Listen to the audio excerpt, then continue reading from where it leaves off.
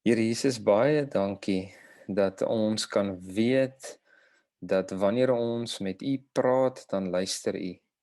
Baie dankie dat ons ook weet dat U praat met ons terug, selfs in gebed, terwyl ons hoor hoe ander mense saam bid, terwyl ons in stilte met U verkeer met U praat, praat die Heilige Gees in ons gedagtes en ons harte. As ons die woord voor ons oop het, praat die Heilige Gees binne in ons harte deur die woord. En ons gaan vanaand juis weer daarna kyk, Here Jesus, hoe nuttig is daardie woord vir ons. En ons vra vir U asseblief ook as ons dit luister en as ons nou dat dit lees, dat dit juis die Heilige Gees kragtig by ons inwerk, sodat dit vir ons, Here Jesus, daardie diep waarhede kan losmaak en dat ons ook die pragt daarin kan sien.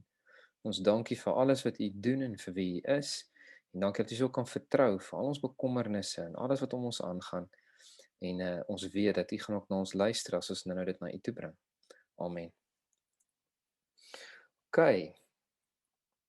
Ons het ons skriflesing is dieselfde as die vorige twee Bybelstudies. Dit is in 2 Timoteus 3 vers 14 tot 16 as jy gou soontoe wil blaai. Dit is nog elke keer vir ons kosbaar om hierdie stukkie oop te maak wat geskryf is aan Timoteus, wat deur Paulus ook na die Here toe gelei is en toe ook die Paulus amper sy regterhand geword het en saam met hom gegaan het op sendingreise en waar Paulus hom toe bemoedig het tydens sy in hierdie tweede brief minder aangenaam as die omstandighede van die eerste ene. Aangenaam klink eintlik nie reg nie. Dit was regtig verskriklike omstandighede wat Paulus daar in die tronk beleef het. Toe hy die geskryf het aan Timoteus bemoedig. En kom ons lees gou saam daar by 2 Timoteus 3 14 tot 16. Maar bly jy in wat jy geleer het en waarvan jy verseker is, omdat jy weet van wie jy dit geleer het. En dat jy van kleins af die Heilige Skrifte ken wat jou wys kan maak tot saligheid deur die geloof in Christus Jesus. Die hele skrif is deur God ingegee en dit is nuttig tot lering, tot weerlegging, tot teregwysing, tot onderwysing in die geregtigheid, sodat die mens van God volkome kan wees vir elke goeie werk, volkome toegerus. So wat vir ons baie kosbaar is hierso, as ons nou gaan kyk na die punte wat ons laas, ek gaan net so vinnig deur die hoofgedagtes hardloop, en dan sal jy sien, dat ons het dit opgebreek in 5 punte, waar ons gesê het, wel die eerste vers 14, fokus op bly in wat jy geleer het, en wat hy geleer het en waarvan jy verseker is van wie dit geleer het, is van Timoteus het geleer, soos vers 15 sê, van kleins af van die Heilige Skrifte. En hy sê van bly daarin. Jy weet van wie jy dit geleer het, jy het sekerheid van daai karakters, van daai voorbeelde van jy het geleer het, naamlik jou ma Lois en jou ouma Eunice. En toe het ons gekyk ook na wat beteken hierdie Heilige Skrifte. En dat het verwys na die Tanakh, die Torah, die Nevi'im, die Ketuvim, dis daai afkorting Tanakh TNK met net klein a's tussenin wat ek nie reg weet wat hulle beteken nie, maar dis 'n akroniem TNK, Tanakh vir die Torah, die wet, Nevi'im, die profete en Ketuvim, al die writings. En dis die Ou Testament, soos wat ons dit ken. En wat wonderlik is ook, dat deur die Tanakh te ken en kon verstaan, kon Timoteus tot saligheid kom deur die geloof in Jesus Christus, sien hy is die Messia en sy kruisdood en opstanding uit die dood. Nou, die hele skrif het ons toe ook vandag gekyk en geëindig laas mee, die woord hele, en hoe die Ou Testament net so relevant is soos die Nuwe Testament. En toe het ons die pragtige bevestiging van Jesus gesien in Lukas 24:44, waar hy so mooi sê, ek wil dit net herhaal, dat alles wat oor my geskryf is in die wet van Moses en die profete en die psalms vervul moet word. En daar waar hy sê, Moses is die wet, Torah, profete is Nevi'im en die psalms Ketuvim. So hy sê, alles wat geskryf is in die Tanakh, in die Ou Testament wat julle ken, dit is geskryf oor my en dit moes vervul word. So die oorhoofse storie, die sentrale tema van hierdie Heilige Skrifte is net Jesus. En Paulus en Petrus het toe self bevestig dat die Nuwe Testament is ook God geïnspireerd en dat die hele skrif hierso sluit die Ou Testament en die Nuwe Testament soos wat ons dit ken in. En nou gaan ons spoedig voort en ons kyk verder by ons 4de hooftema by vers 16 wat dan aangaan na die hele skrif, kyk ons na, is deur God ingegee. Ons fokus gou op daai, deur God ingegee. En as ons gaan kyk nou hoe mooi, pragtig en prakties die Engelse vertaling het vir ons stel, dan sien ons daar staan dat all scripture is breathed out by God, sê die ESV. Of die Amplified sê, all scripture is God breathed, given by divine inspiration. En ons sê hierso ingegee, die Afrikaans en die Griekse woord daarso is theopnostos, en dit beteken juis hierdie, as jy gaan kyk wat die Strong sê, dan sê hulle dit is divinely As jy koffie, en given by inspiration of ja God. asseblief. So dit is geïnspireer deur God, soos die Amplified ook vir ons wys. Wonderlik daarso is die divinely breathed, given by inspiration of God, is wat hierdie woord vir ons sê. En as ons praat, dan gebruik ons ons asem om te doen. Daar kom asem uit. So dit is so prakties vir ons, as mens wys God hierso, as hy spreek en as hy praat, dan asem hy sy woorde uit. Hy blaas dit, en hierdie woorde is vol inspirasie. En as ons dink aan die woord inspirasie, dan wil mens altyd die vraag vra van, okay, maar wie of wat is die bron van hierdie inspirasie? En hierso sien ons, dit is duidelik God self is die inspirasie. 'n Asem beteken ook vir ons lewe. So God se asem is lewendmakend. In Genesis 2 vers 7 het staan daar, en die Here God het die mens geformeer uit die stof van die aarde en in sy neus die asem van die lewe geblaas. So het die mens 'n lewende siel geword. Daar's ons nou die lewe konnektasie wat ons het aan hierdie asemblaas. En ons assosieer ook God se asem met die Heilige Gees. In Johannes 20 vers 21 tot 22, Jesus sê toe weer vir hulle, vrede vir julle. Soos die Vader my gestuur het, stuur ek julle ook. En nadat hy dit gesê het, blaas hy op hulle en sê vir hulle, ontvang die Heilige Gees.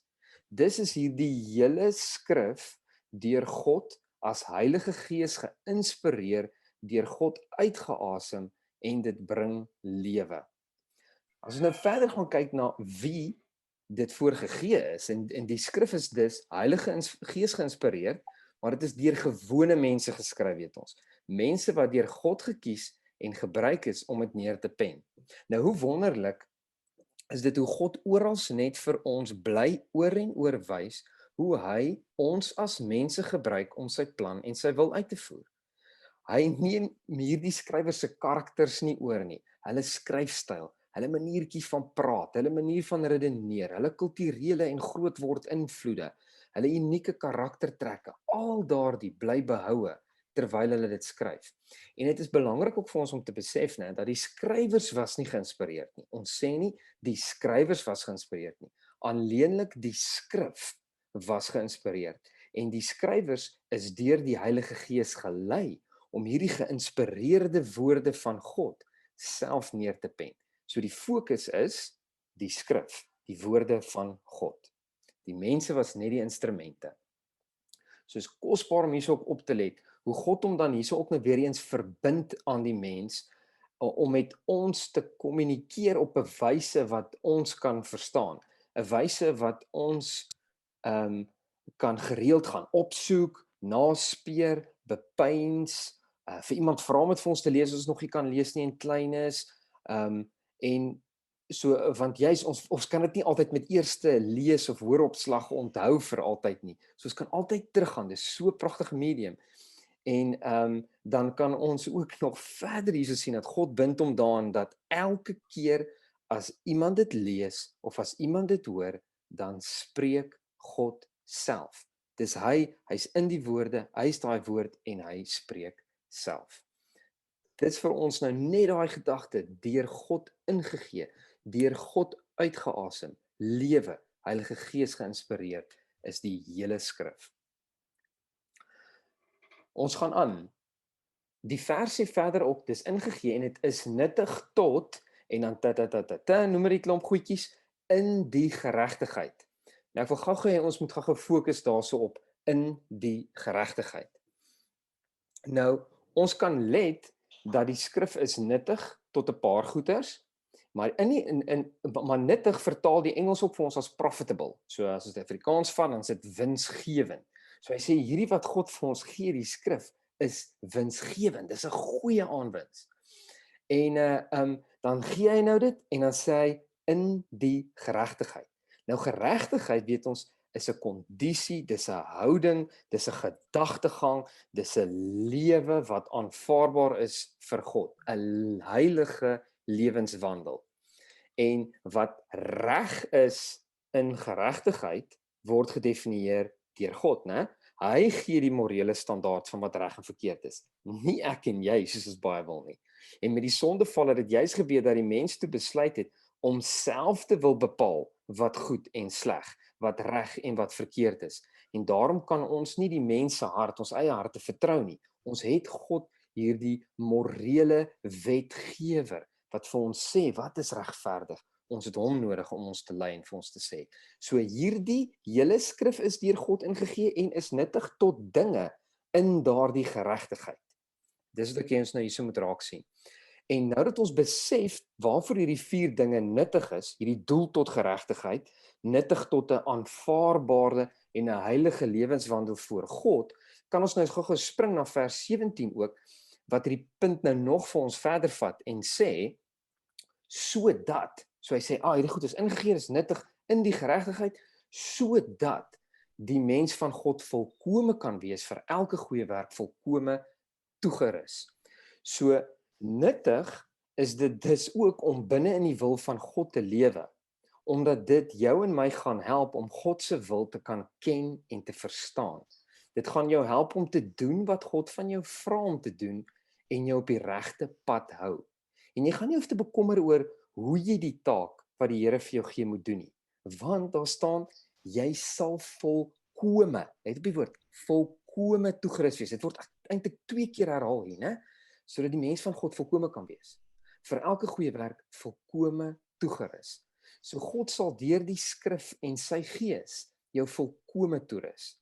Maak nie saak of jy 'n dominee moet wees van 'n gemeente soos Timoteus hier wat voorgeskryf word, en of jy by die werk opstaan en of jy op die straat werk of waar ook al jy in gehoorsaamheid die taak van die Here uitgevoer en wat hy vir jou gevra het jy moet doen om sy koninkryk te bevorder. Hy sal jou, die skrif sal jou saam met die Heilige Gees daarvoor toerus. En hierdie wat ons doen, weet ons is dan die toerusting, daardie werke is werke en take van geregtigheid, werke van geloof. Ons praat nie van werke van die wet wat ek doen een of van 'n saligheid bewerk nie. Hierdie is werke wat uitspruit vanuit jou geloof in Jesus Christus. En let wel, hierdie geld tot vandag toe nog, né? Dit was nie net vir Dominee Timoteus daai tyd of net vir die apostels of net vir die Jode of net vir die mense van daardie tyd nie. In 1 Petrus 1:25 sê Petrus vir ons, want alle vlees is soos gras en al die heerlikheid van die mens soos 'n blom van die gras.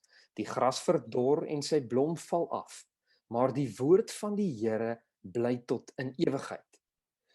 En kyk net wat wys Petrus vir ons eerstens hierso, die lesse wat ons nou al in die vorige studies ook geleer het, wat Lois en ouma Eunice en Apollos vir ons sê, ken die heilige skrifte, weet hulle, leer hulle, bly daarin, sê hulle vir hom in vers 14.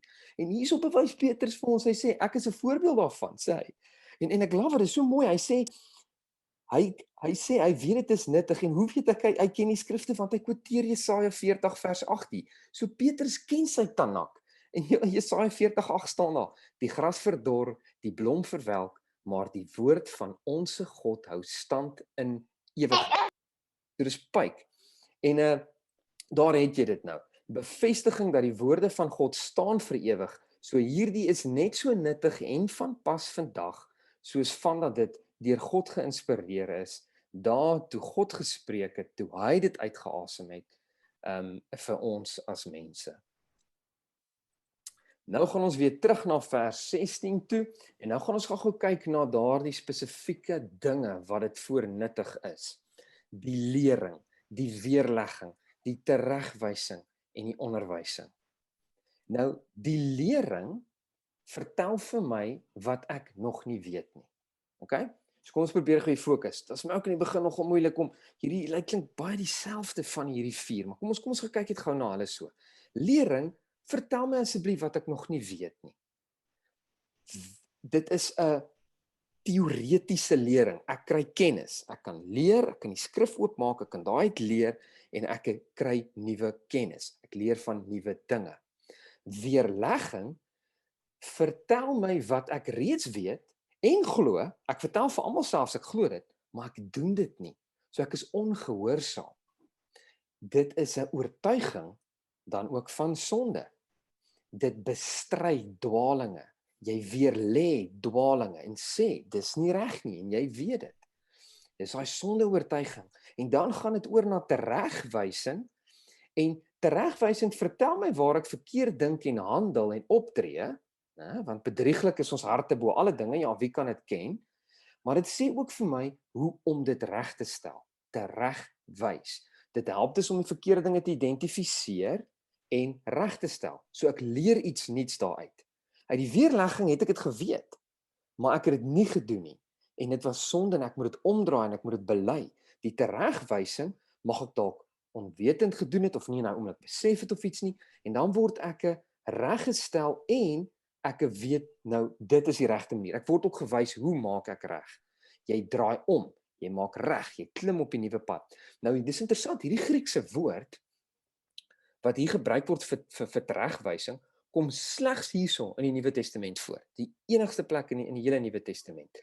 Maar as jy selfs gaan kyk na ander Griekse literatuur buite die Bybel van daardie tyd waar daardie woord in gebruik word, dan beteken dit elke keer om iets wat geval het weer regop te tel of om iemand wat gestruikel het te help. Is dit nie mooi nie, né? Daai teregwysing. En dan is die vierde ene is onderwysing en onderwysing vertel en wys vir my hoe moet ek lewe. Die Strong sê vir ons hierso, dit is instruction with an aims at increasing virtue. Instruksie met die doel om goeie dinge en regverdige en mooi dinge te bevorder. En dit vertel dus hierdie onderwysing vir my ook, waar hoort my identiteit? Is dit op die regte plek? Wat is waarheid?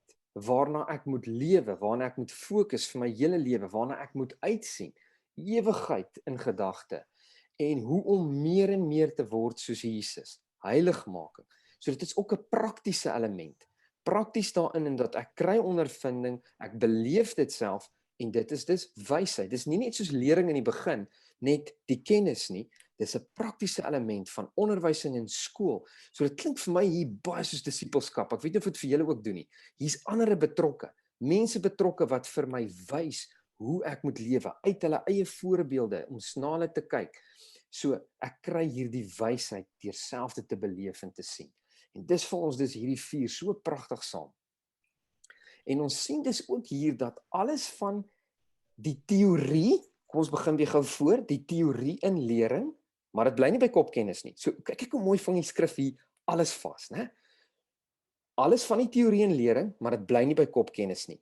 Dit sluit ook dan daarna die berisping van sonde en die bestry van dwaling in die weerlegging deel.